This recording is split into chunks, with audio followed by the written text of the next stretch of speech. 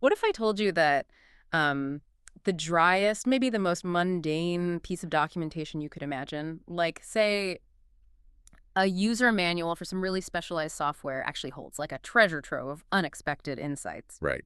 Most of us just skim these things. Totally. Or, toss them aside after plugging in a new gadget.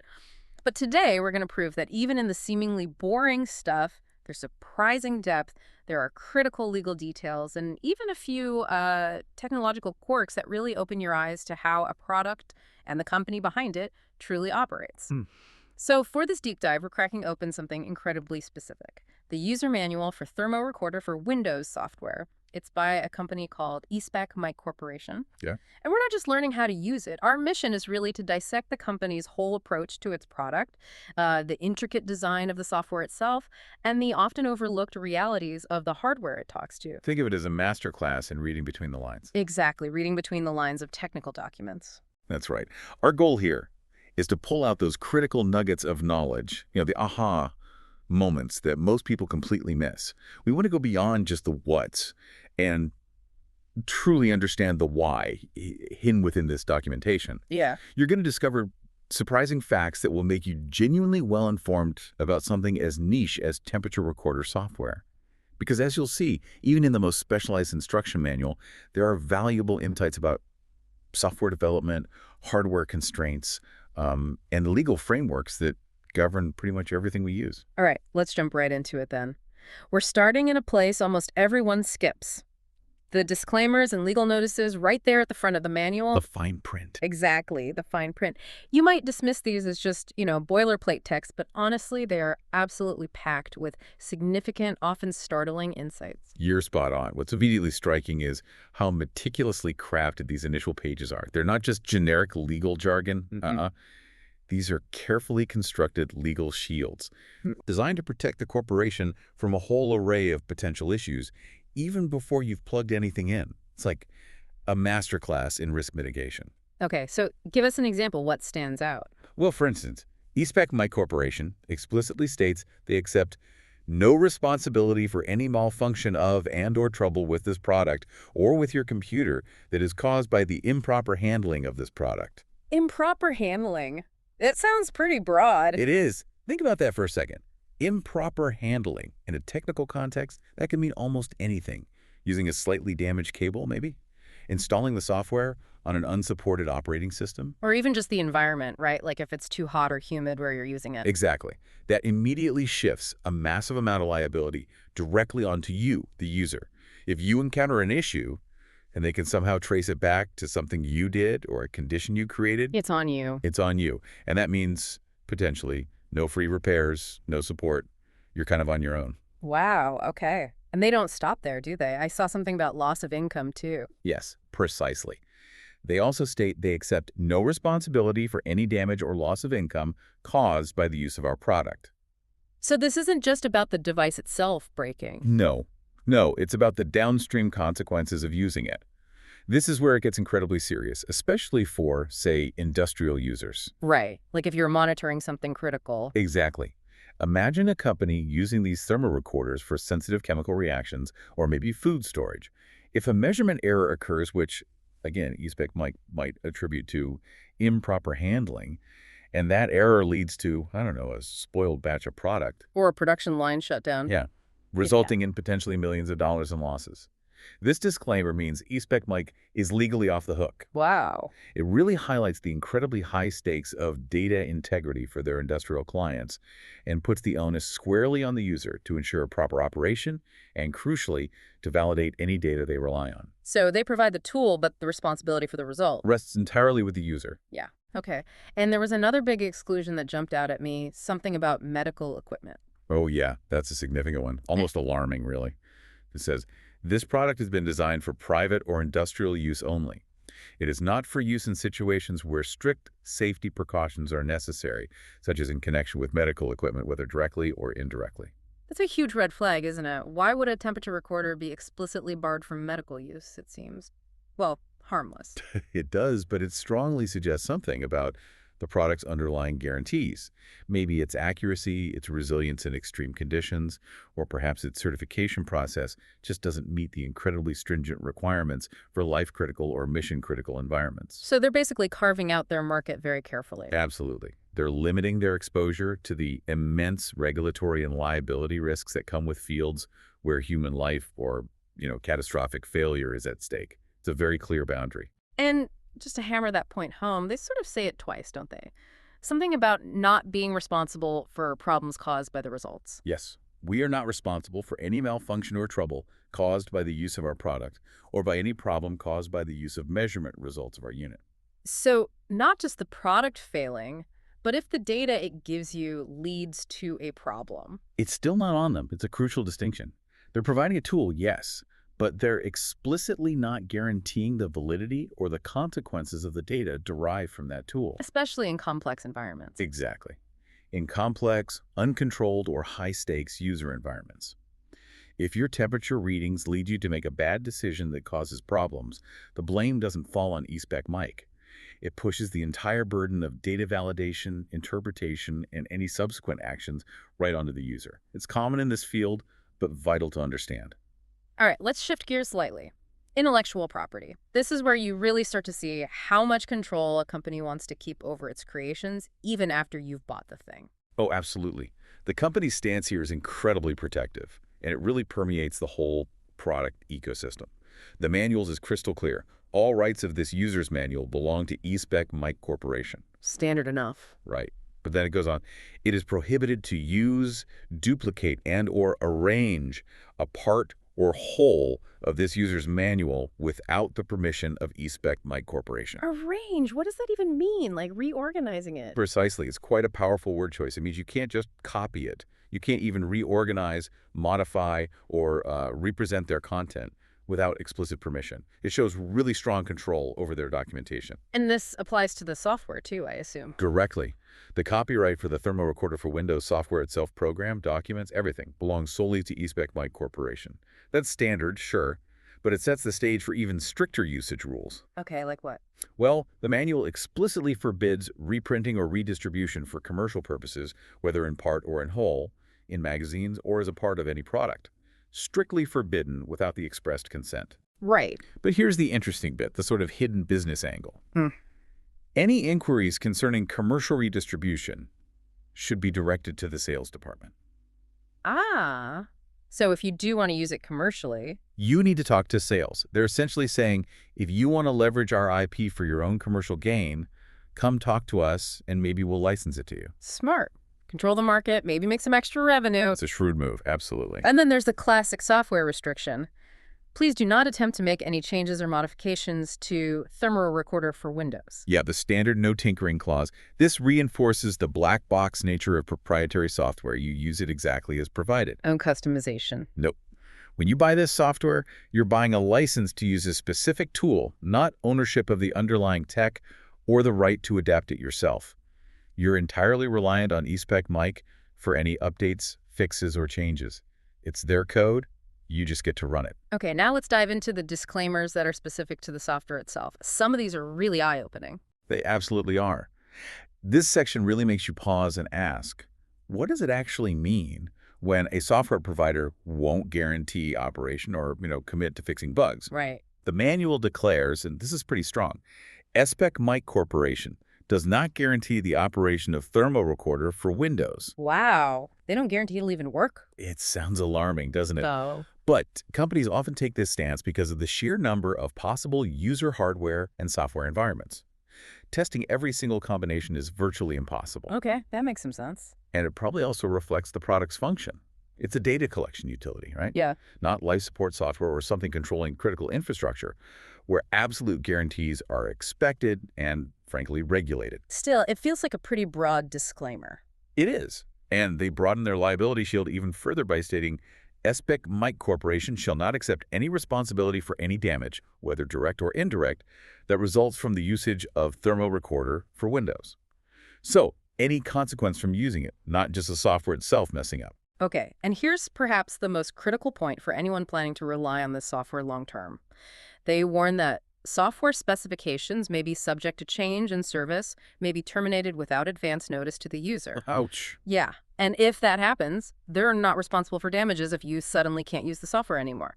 But even more profoundly, they state, SPEC Mic Corporation has no obligation to correct any defects found in Thermo Recorder for Windows. That is huge. That's a major revelation for any user. Right. No obligation to fix bugs. That means future bug fixes, improvements, they're entirely at the company's discretion.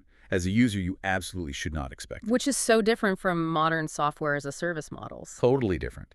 For a business or a researcher doing long-term data collection or relying on this for critical operations, this disclaimer highlights a significant vulnerability. What if a critical bug pops up that messes with your data? Or just stops working with a new Windows update. Exactly. The user is left with no legal recourse, no expectation of a fix from the vendor. It forces you to think about self-reliance, maybe even finding third-party solutions if problems arise. It's a stark reminder that not all software comes with that implicit promise of ongoing support we often just assume exists.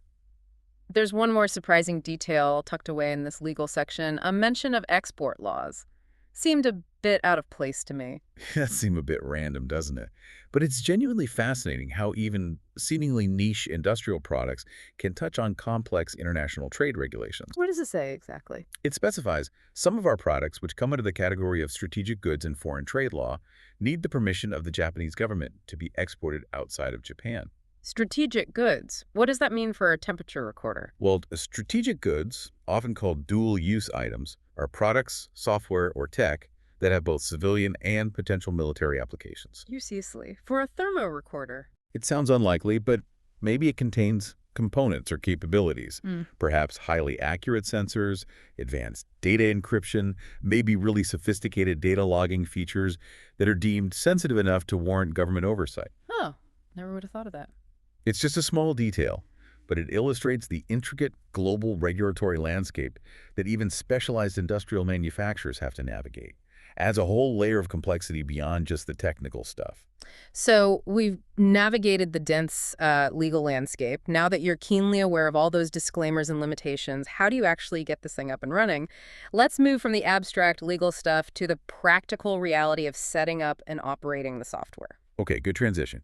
And this is where the real user experience begins. What becomes immediately clear is that setting up specialized hardware and software isn't always the seamless plug-and-play we expect from, say, consumer electronics. Especially with industrial gear, right?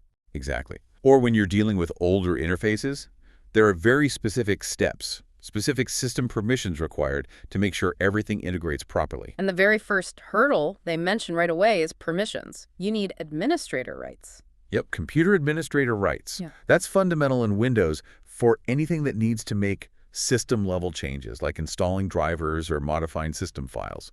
Pretty standard. But what's really interesting, and sounds like a common trap, is the order of installation for USB. Yes, this is crucial.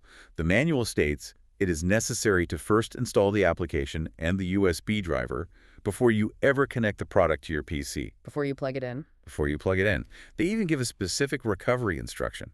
If that wizard window pops up because you connected it too early, make sure to click the cancel button, then disconnect the USB cable. The fact they spell that out tells you people must do it wrong all the time. Oh, absolutely. It underscores the delicate nature of driver installation.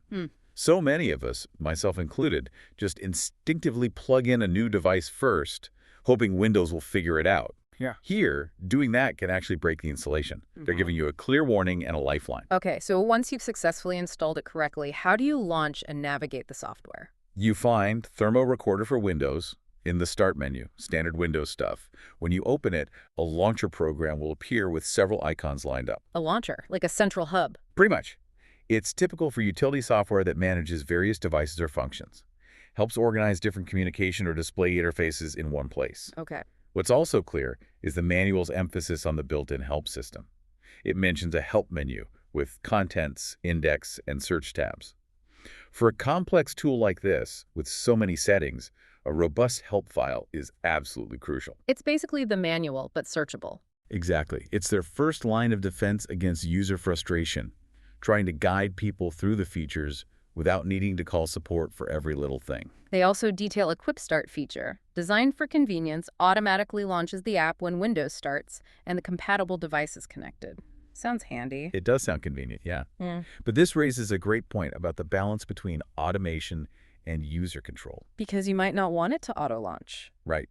While Quick Start is helpful for many, the manual also gives clear instructions on how to disable and restart it, both from the taskbar and within each device's settings. So why would someone disable it? Well, maybe they have an older PC and conserving system resources is important, or they have a very specific workflow that doesn't need an immediate auto launch.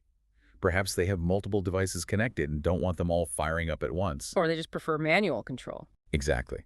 The fact they offer explicit instructions to disable it shows that while it's a convenience for the average user, power users often need to override defaults to fit their very specific operational needs. Okay, moving beyond just launching the software, the manual really digs into the different connection methods, and it's interesting how you see older and newer standards side by side. USB, RS-232C, even optical. Yeah, what's truly fascinating here is the continued relevance of interfaces like RS-232C in industrial settings. That's the old serial port, right? That's the one. While USB is the more modern option for many of their devices and its driver installs automatically after the initial software install, reinforcing that crucial setup order RS-232C is still an option for some models. Why keep it? It tells you a lot about the legacy systems these devices might need to interface with in factories or labs. Lots of older industrial equipment still uses RS-232C. Gotcha. And then there's optical communication. How does that work? For devices like the RT23, S32S, and RU21, it's not just plugging in a cable. You physically place the thermorecorder onto a base unit to align optical spots for data transfer. So line of sight, essentially. Kinda, yeah. Yeah. Adds a distinct, almost tactile layer of precision to connecting. The manual really stresses making sure cables are fully inserted and connected to the correct place to avoid communication failure. It reminds us that even simple physical connections can be common points of failure for specialized gear. And once you've chosen your connection method, USB, serial, optical, you still need to configure the communication port settings. Yes, and this is where we see some of those more traditional PC hardware management aspects creep in again. Like COM ports. Exactly. For USB, checking the USB option and hitting set generally applies the COM port settings, those virtual doorways Windows uses for communication, to all compatible devices. Pretty straightforward. But RS-232C is different. A bit more manual. Users might have to manually set possible COM ports, especially if their system assigns port numbers above COM9. Which can happen on modern systems with lots of ports. Right. And here's a small but potentially really frustrating technical detail.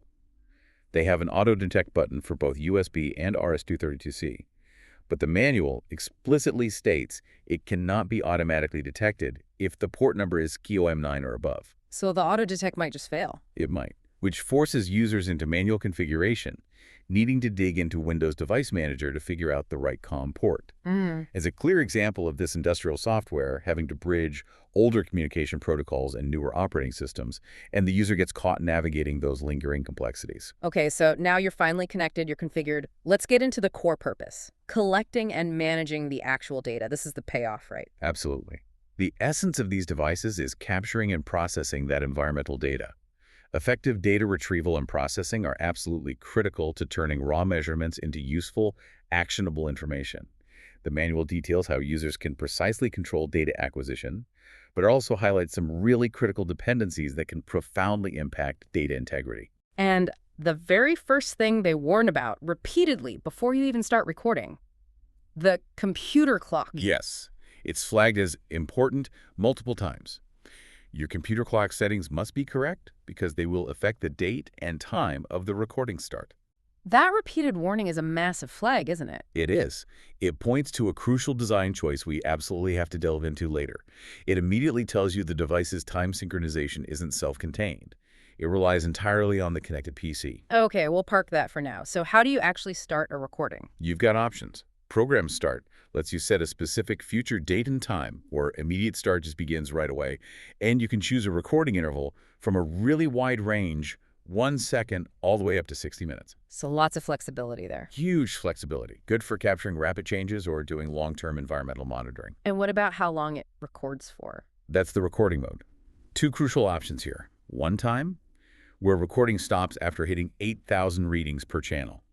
That's ideal for fixed experiments with a known duration. Okay. Or endless, where the oldest data gets continuously overwritten once the memory is full, allowing for nonstop monitoring. Endless sounds good, but you risk losing old data. Exactly. It's great for continuous operations, but it comes with that significant caveat of data overwrite.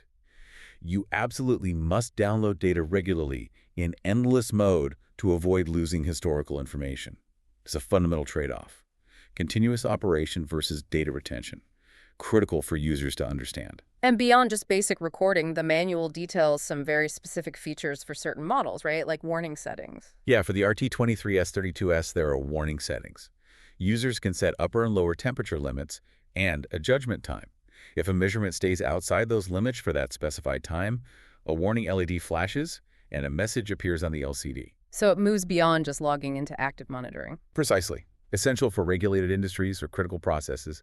It even has a clever wait mode for warnings. If a limit is already exceeded when you start recording, it won't trigger a false warning right away.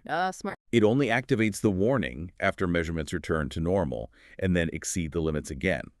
Thoughtful design to prevent immediate alarms in pre-existing abnormal conditions. And it gets even more specialized with the RU21 devices. Oh yeah.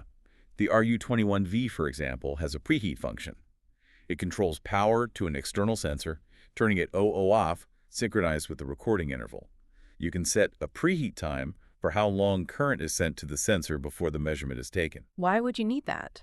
Some sensors need a moment to stabilize or warm up before giving an accurate reading. Okay. And the RU21P. That one's geared towards pulses.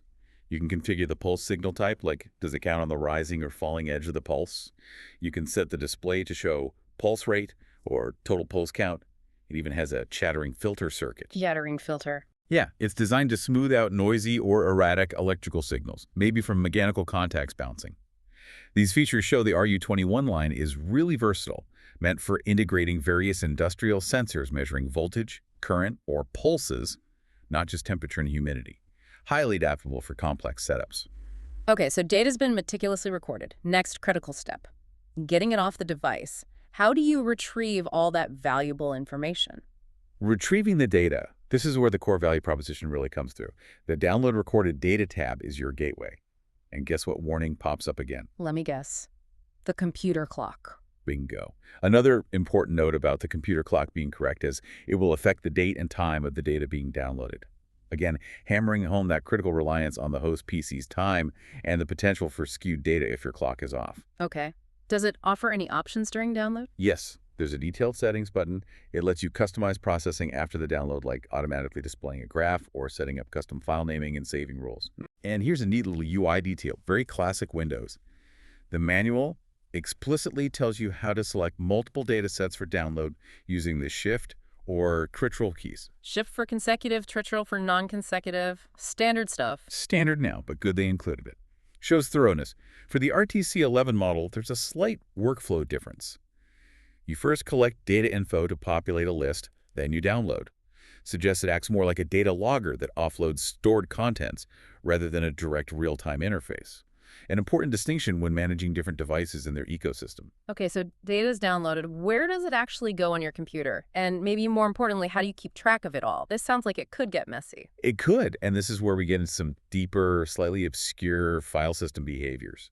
Particularly something called Virtual Store, which is kind of a throwback to older Windows versions. Virtual store, what's that? Okay, so the application automatically creates a new data file each time an auto-download session occurs. Simple enough. However, the manual notes a crucial detail. If you're logged in as a general user, so not with full administrator rights, the virtual store function might invisibly redirect files. Redirect them from where to where? From the program's default installation folder, which is usually protected, like C program files, to a user-specific folder hidden away.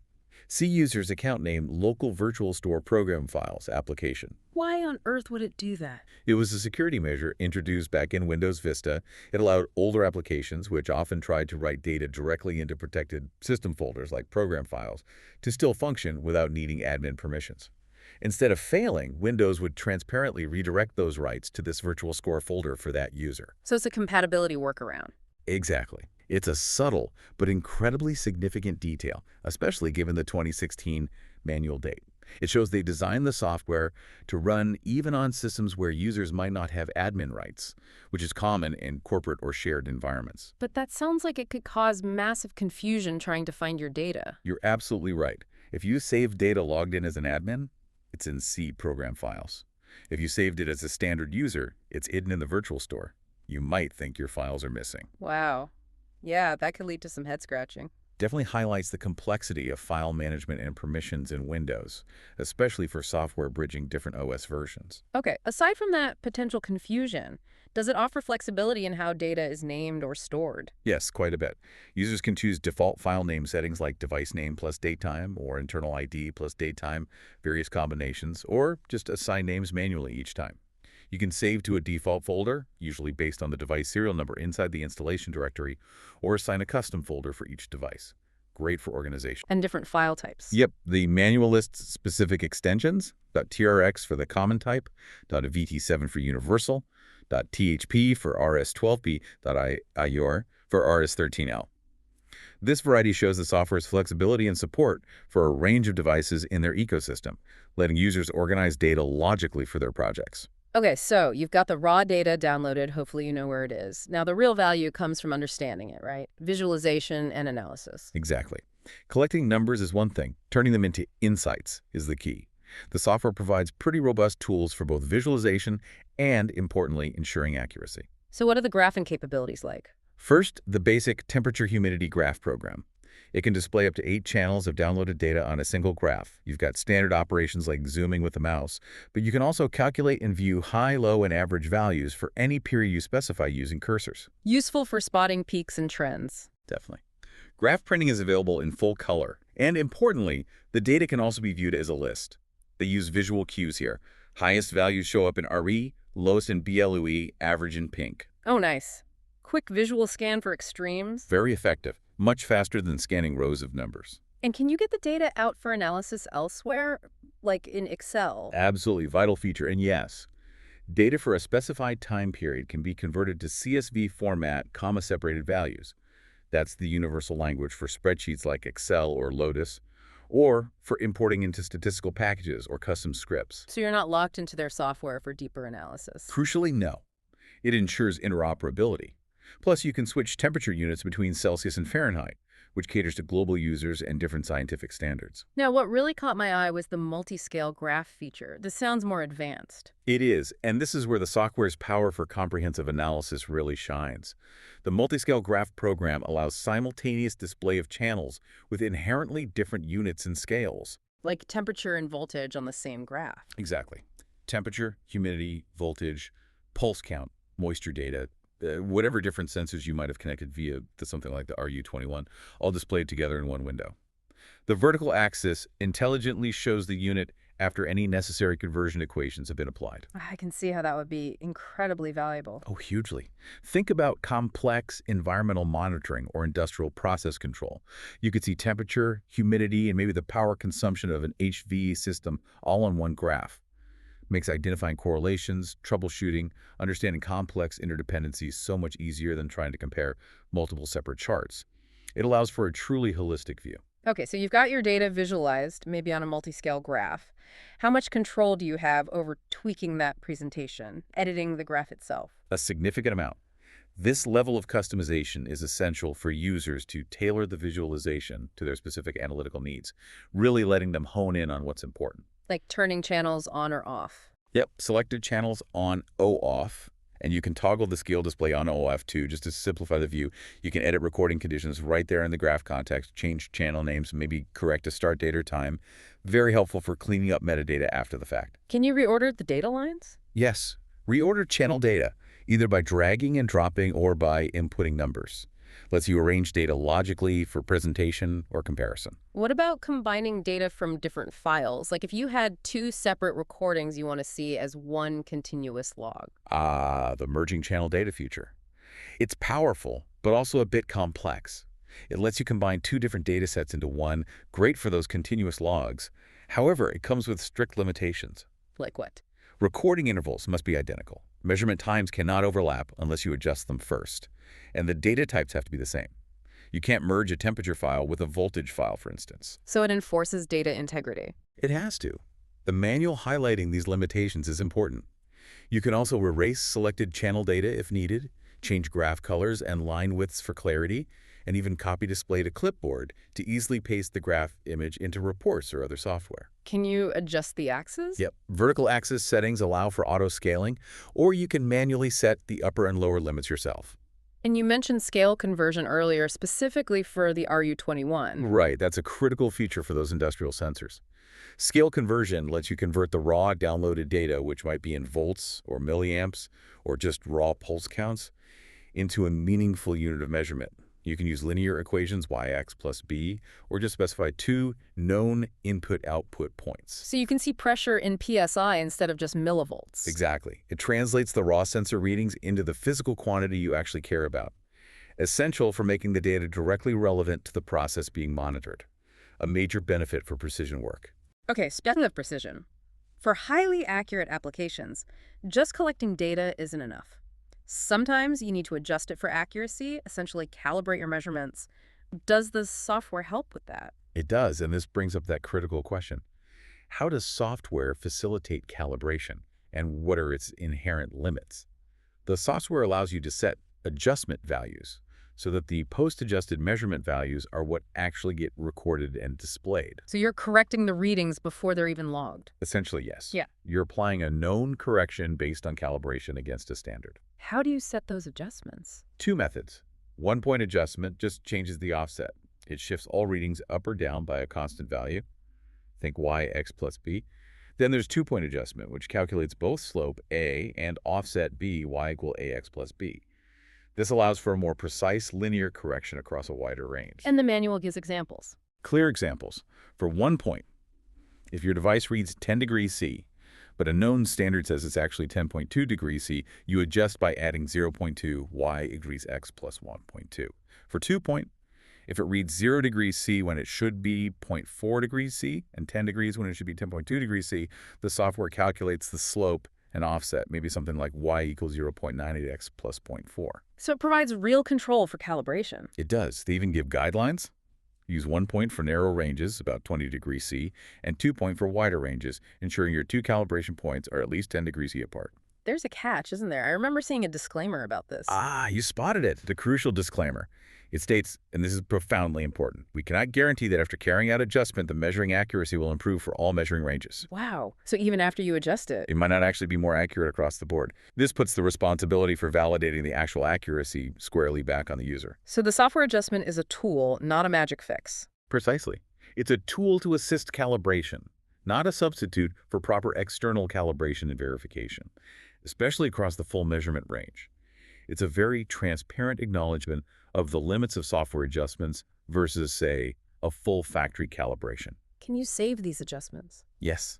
The thermal recorder can store up to 4 adjustment values in a history. There's an initialize button to go back to factory defaults.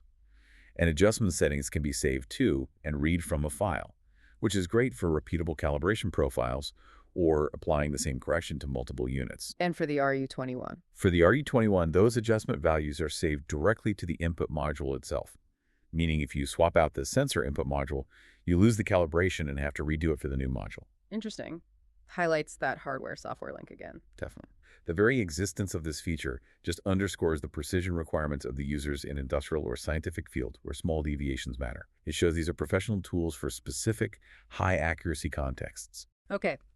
Even with all these powerful features, careful adjustments, technology can be tricky. What happens when things inevitably go wrong? The troubleshooting section, that's often where you find the most raw, honest info about a product's weak spots. That's spot on. The troubleshooting section often reveals the core assumptions, the potential weak points of a system. It gives us a peek behind the curtain at common user frustrations. And for serial port communication issues, in particular, the manual provides an incredibly comprehensive checklist. It's like a goldmine for understanding legacy hardware challenges. What kind of things does it suggest? It starts basic. Try auto-detect multiple times, which implies auto-detect isn't foolproof. Then fundamental checks. Is the power on N? Is it plugged into the correct serial port, not the printer port? Is the software actually controlling the recorder? Try another computer. Standard stuff. But then it gets into the weeds, right? Well, yeah, it delves into deep legacy issues that really show the age and expected environment. Check the PC's energy-saving functions. Maybe the serial port is being powered off. Check BIOS settings. Ensure the port isn't being used by an internal modem. Remember those? Wow, internal modems. Blast from the past. Right. Avoid switches or extension cables on the serial port. Check if other communication software is tying up the port. If your desktop has 2 serial ports, try the other one. That list is amazing. It's a testament to the struggles people faced before USB became standard and maybe still face with specialized industrial gear. Absolutely. This methodical approach, including checking Windows Device Manager for those little yellow or X marks on common ports, shows the developers anticipated a wide range of hardware and software conflicts common in industrial settings. It's a practical guide that's still surprisingly valuable for diagnosing connectivity issues with specialized equipment today. Shows how much complexity is often hidden from the casual user. No. For what I think is truly the most striking, maybe even alarming detail we uncovered in this whole deep dive. A surprising truth about timekeeping. Ah, yes. This raises a fundamental question about the design philosophy and reliance on external systems for a data logging device. The manual reveals a crucial, almost shocking detail. Go on. The thermorecorder has no internal clock. Wait, what? No internal clock on a data recorder. Let that sink in. A device designed to meticulously record data over time doesn't have its own clock. How does it get the time then? It relies solely on the computer's clock. When you set a program start, or when you download data, the date and time are taken directly from the PC it's connected to. If your computer's clock is wrong, But Jada's timestamp is wrong. exactly, it will affect the recorded data. This is a massive design choice. Why would they do that? Maybe cost saving, simpler design, lower power consumption for battery units. Possibly. But the implications for data integrity seem huge. Profound, especially in that endless recording mode we talked about. If recording started via PC, the time looks okay initially. But once the oldest data gets overwritten, the software calculates the timestamps for the downloaded data backward from the PC's clock at the time of download for the latest recorded data point. So the older data's timestamps drift. Essentially, yes. The manual says the time for the displayed data will be different from the actual time that data was recorded. This is truly significant. It means for long, continuous, endless recordings, the historical timestamps become increasingly unreliable. They could drift significantly from reality if the PC clock isn't perfectly maintained, or over long recording periods. That could completely undermine the data, couldn't it? For legal stuff, for science. Absolutely. The precise timestamp is often the cornerstone of recorded data. If it can't be fully trusted, especially over long stretches, it's a major issue. The data collection might be fine, but its temporal context is fundamentally reliant on an external, potentially inaccurate system. It's a major hidden vulnerability in what seems like a precise instrument. Kind of mind-blowing, really. Wow. Okay. Finally, let's briefly touch on the specifications and system requirements.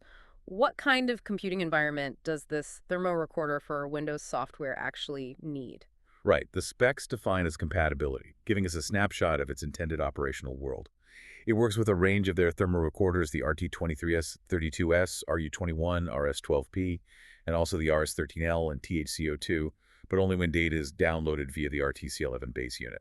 So a modular system, some devices need specific bases. Exactly. In terms of operating systems, it's quite broad. It goes from Microsoft's Windows Vista 32-bit SP1 or later, released way back in 2007, all the way up to Windows 10, 32 and 64-bit, which came out in 2015. So designed for stability across a range of common Windows versions, not necessarily the latest and greatest. Precisely. Reflects a stable but not bleeding-edge software release, especially given the 2016 manual date. It also needs Microsoft .NET Framework 3.5 SP1, a common component for many Windows apps from that era. And the usual disclaimer about specs changing? Yep, specifications are subject to change without notice. Echoes those earlier disclaimers about service termination and no obligation to update. Just reaffirms that users operate under the vendor's ongoing discretion regarding the product's future. And so our deep dive comes to a close. What started as a seemingly dry look at a user manual for temperature recorder software really turned into a fascinating journey. Software design philosophies, intricate legal liabilities, some really surprising hardware limitations. It really did. User manuals are so much more than just instructions. They're complex documents revealing a company's legal stance, their technical compromises, their design philosophies. Those aha moments we found today, like the nuance of the virtual store for file saving, or that absolutely critical revelation about the thermal recorder having no internal clock. Yeah, that one was big. Huge. They highlight hidden realities of seemingly simple tools that can have profound impacts on data integrity and the whole user experience. It just goes to show there's incredible value in taking a deep dive into even the most obscure topics. Always more to learn than meets the eye. So what does this all mean for you, listening? Well, the next time you encounter any piece of software, hardware, or even just documentation, maybe pause and consider what deeper insights you might uncover beyond its surface-level function. What unspoken assumptions, what clever design choices, or what subtle legal caveats might be hidden there in plain sight, influencing how you use and perceive the technology around you. And maybe more importantly, how might that knowledge change your approach to simply using the tools in your life?